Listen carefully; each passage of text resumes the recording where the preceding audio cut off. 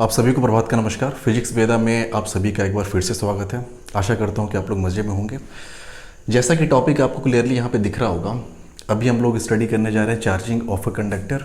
एक कंडक्टर को चार्ज किया कैसे जाता है और जब कंडक्टर को चार्ज कर दिया जाता है तो चार्ज का डिस्ट्रीब्यूशन उसमें होता कैसे है, चार्ज कहाँ पर जाकर ठहर जाता है।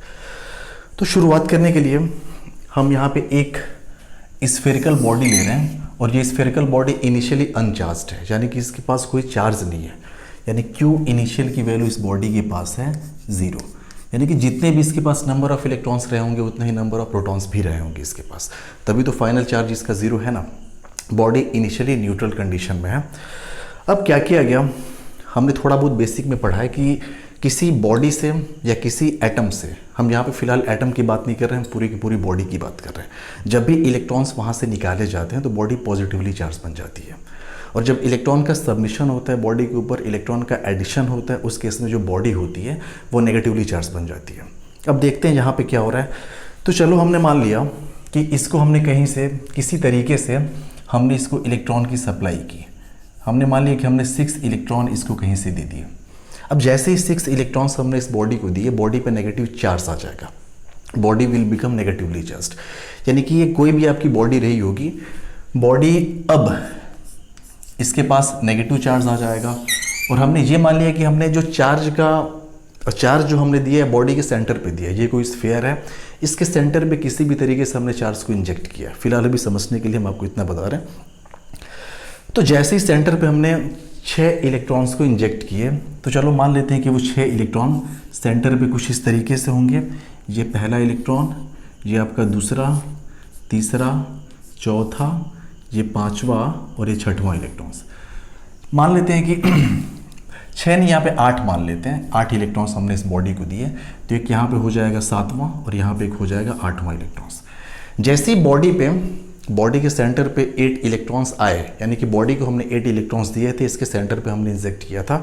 होता क्या है कि सारे इलेक्ट्रॉन्स के बीच में, चूंकि सारे के सारे सिमिलर चार्ज हैं, और चार्ज की बेसिक प्रॉपर्टी में हमने स्टडी की थी कि सिमिलर चार्जेस के बीच में हमेशा फोर्स ऑफ रिपल्शन एक्ट होता है। तो जहाँ पर भी वही चीज़ें होने वाली हैं, हर एक चार्ज एक दूसरे को रिपेल करेगा, फोर्स ऑफ रिपल्शन हर एक चार्ज के बीच में एक्ट होगा।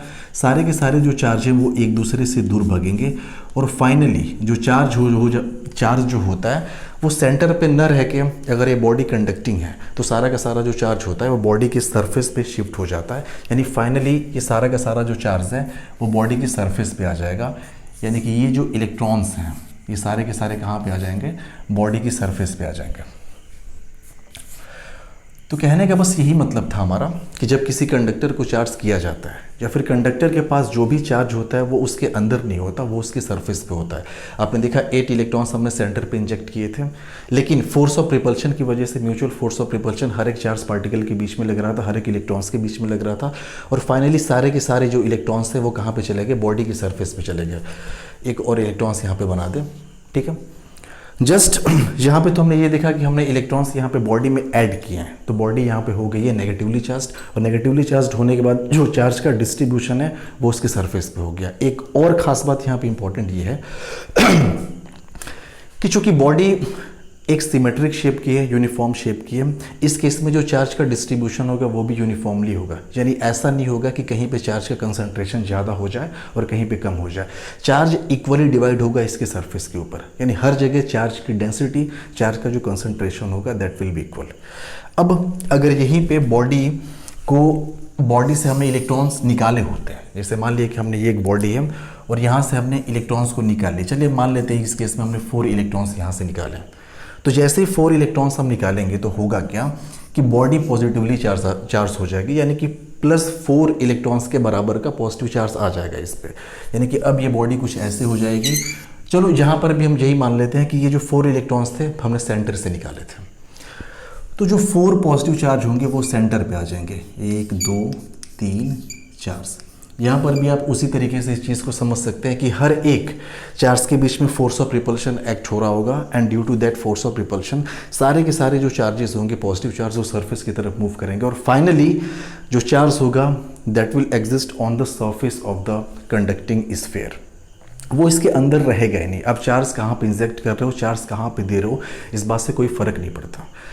अब ये कहेंगे यहाँ भी फोर्स ऑफ रिपल्शन एक्ट होगा हर एक चार्जेस के बीच में, ये चार्ज इधर भगा, ये चार्ज इधर भगा, सारे के सारे जो चार्ज हैं फोर्स ऑफ रिपल्शन की वजह से फाइनली क्या होते हैं, बॉडी की सरफेस पे आ जाएंगे। यानी फाइनल जो आपका फिगर है कुछ ऐसा मिलेगा, जो चार्ज होगा वो सरफेस पे आ जाएगा। यानी कि ये पॉजिटिव चार्ज बॉडी तो हो गई, और पॉजिटिवली चार्ज होने के साथ साथ जो चार्ज का डिस्ट्रीब्यूशन है वो यूनिफॉर्म रहेगा, क्योंकि यहाँ भी जो हमने बॉडी लिया है ये यूनिफॉर्म शेप का हमने एक स्फीयर लिया है, इसलिए चार्ज का डिस्ट्रीब्यूशन यूनिफॉर्म होगा।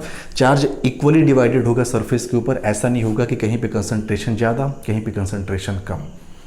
इस चीज़ को आप ऐसे भी समझ सकते थे कि सेंटर से हमने 4 इलेक्ट्रॉन्स निकाले, तो जैसे हमने सेंटर से 4 इलेक्ट्रॉन्स निकाले तो सेंटर में जो था वो इलेक्ट्रॉन डेफिशिएंट जोन क्रिएट हो गया, और जो इलेक्ट्रॉन डेफिशिएंट जोन होते हैं that will have strong force of attraction for the electrons, यानी कि उनके पास स्ट्रॉन्ग फोर्स ऑफ अट्रैक्शन होता है इलेक्ट्रॉन्स के लिए। यानी कि आप ऐसे समझिए इसको, यहाँ पे ये जो इलेक्ट्रॉन डेफिशिएंट जोन है, जो आपको ये पॉजिटिव चार्ज दिख रहा है ना, ये एक्चुअली इलेक्ट्रॉन डेफिशिएंट जोन है, क्योंकि हमने यहाँ से एक इलेक्ट्रॉन्स को निकाल रखा है, यहाँ पे एक इलेक्ट्रॉन की कमी है।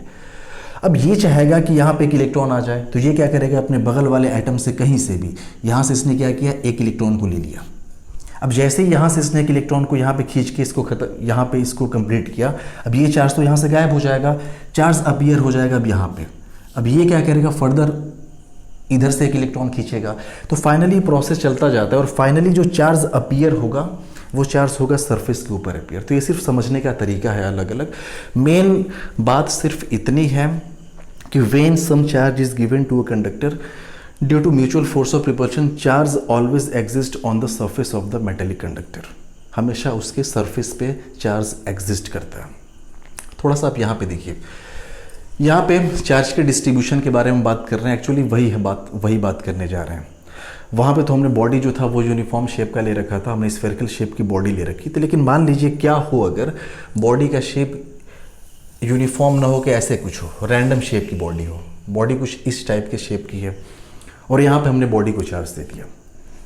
तो जब भी किसी रैंडम शेप की बॉडी को हम चार्ज देते हैं, और ये भी साफ हम आपको बता दें कि मान लीजिए कि ये भी कोई मेटलिक कंडक्टर है, ये भी मेटल है आपका, तो जब यहाँ पे हम बॉडी को चार्ज देंगे तो इस केस में क्या होता है कि जब रैंडम शेप की बॉडी होती है तो जहाँ पे रेडियस ऑफ कर्वेचर कम होता है वहाँ पे चार्ज की डेंसिटी ज़्यादा हो जाती है। चार्ज की डेंसिटी वहाँ पे ज़्यादा हो जाएगी, वहाँ पे चार्ज का एक्यूमुलेशन ज़्यादा होगा, चार्ज का कंसंट्रेशन ज़्यादा होगा, और जहाँ पे रेडियस ऑफ कर्वेचर ज़्यादा होगा वहाँ पे चार्ज की डेंसिटी कम हो जाती है।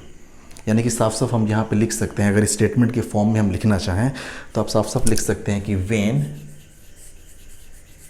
सम चार्ज इज गिवन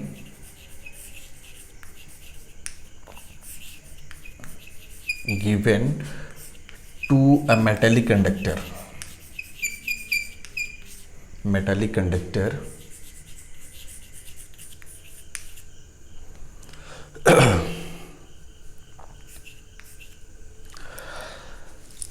जब किसी भी मेटालिक कंडक्टर को हम चार्ज देते हैं उस केस में क्या होता है, charge always resides on the surface, हमेशा उसकी सरफेस पे चला जाता है charge, in such a way that जो चार्ज डेंसिटी होती है that will be inversely proportional to the local radius of curvature. That charge density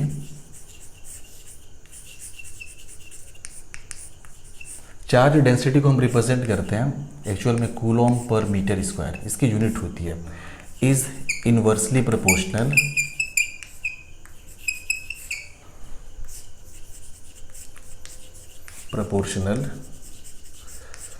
to local radius of curvature.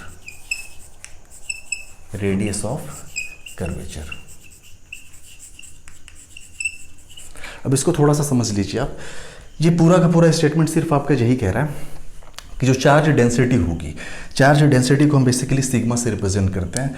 Sigma ये इन्वर्सली प्रोपोर्शनल हो जाएगा लोकल रेडियस ऑफ कर्वेचर के, यानी कि जहाँ पे रेडियस ऑफ कर्वेचर ज़्यादा होगी वहाँ पे चार्ज डेंसिटी कम होगी, चार्ज का कंसंट्रेशन कम होगा, जहाँ पे लोकल रेडियस ऑफ कर्वेचर कम होगा वहाँ पे ज़्यादा होगा जी। तो जैसे मान लीजिए यहाँ पे हम बात करें तो जैसे इस पॉइंट को आप देखिए, यहाँ पे अगर यहाँ पे हम रेडियस की बात करें तो यहाँ पे रेडियस सिर्फ इतना है, लोकल रेडियस की बात करें।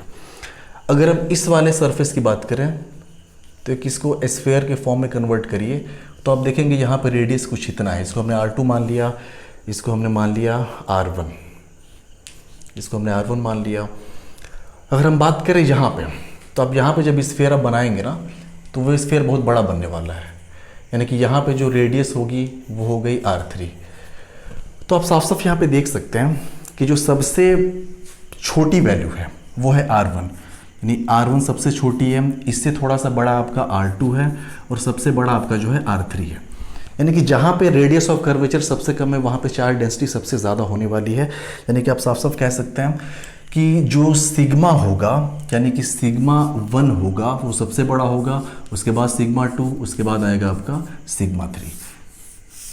यानी चार्ज सबसे ज़्यादा होगा शार्प एजेस पे। यानी कि चार्ज का डिस्ट्रीब्यूशन अब साफ साफ आप यहाँ पे दिखा सकते हैं कि यहाँ पे जो चार्ज होगा सबसे ज़्यादा होगा, ये जो शार्प एज है यहाँ पे डेंसिटी सबसे ज़्यादा होगी, चार्ज बहुत करीब करीब होगा।